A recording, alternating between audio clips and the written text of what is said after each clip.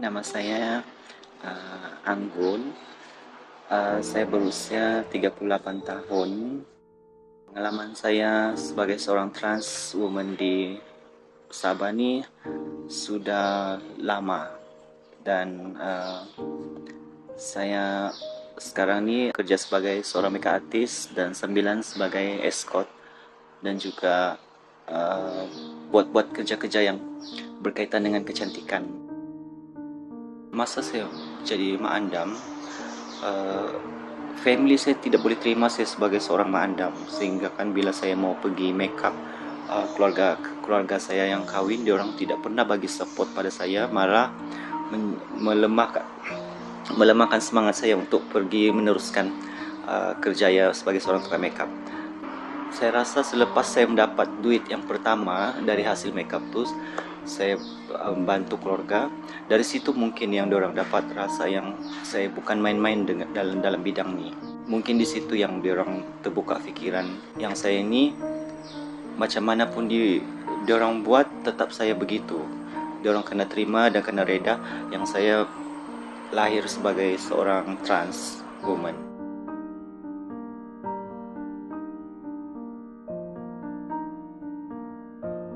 Saya gembira bila saya boleh ekspresi diri saya di halayak ramai tanpa perlu saya berpura-pura, tanpa perlu saya menjaga hati orang.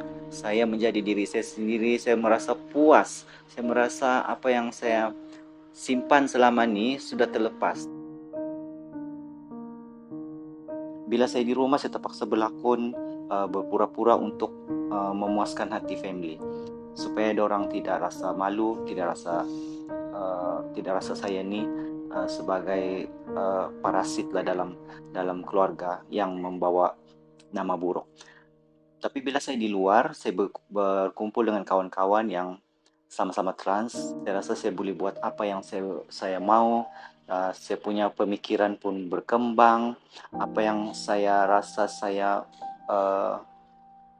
minat, saya boleh kongsi dengan kawan-kawan saya. Tapi dengan family, saya terpaksa berlakon, saya terpaksa berpura-pura, saya terpaksa ikut kehendak diorang, apa yang diorang mau, saya terpaksa semua itulah. Jadi benda ni makan masa untuk saya yakinkan family saya yang itulah saya, bukan saya berpura-pura. Terpaksa saya tahan dimaki.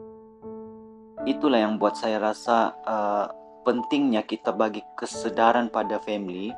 Siapa diri kita, kita bukan berpura-pura, kita bukan reka-reka yang kita ini begini. Bila kalau family tidak bagi support pada trans, dia akan cari orang yang support dia di luar. Dia akan cuba lari dari rumah. Macam itulah kita dengar kes-kes yang trans lari dari rumah. Diorang rasa diri diorang lebih dihargai di luar berbanding dalam rumah. Jadi penting kesedaran ini harus kita bagi pada family dulu, supaya family dapat terima seorang trans itu seadanya. Saya rasa bukan saja waktu pandemik, di mana-mana pun community trans tetap ada diskriminasi. Kami tetap dianggap manusia yang tidak normal. Kami dianggap sebagai manusia yang sakit, manusia yang sepatutnya tidak ada di muka bumi ini. Dong cakap community trans ni punca segala-gala bencana alam, bukan saja pada COVID. Bencana alam yang berlaku pun, gempa bumi kah, banjir, semua ini berpunca daripada kami. Saya rasa tidak ada keadilan buat kami, kerana kami juga manusia biasa yang perlu kasih sayang, perlu hidup aman damai di dunia ni tanpa ada prejudis, tanpa ada pilih kasih, tanpa ada jurang pemisah begitu. Kami hanya mau hidup seperti manusia biasa yang tidak ada tersekat untuk apa-apa, seperti kesihatan, pendidikan, dan juga untuk bercampur dengan masyarakat cisgender yang lain lah. Tapi kami pasrah dan kami reda apa saja yang tomahan orang buat pada kami. Kami lebih kepada kami tahu siapa diri kami, sebab diorang hanya mampu bercakap, diorang tidak berada di tempat kami. Diorang hanya boleh menilai dari luaran, tapi dorang tidak menilai, yang membuatkan kami sebenarnya sama saja seperti dorang.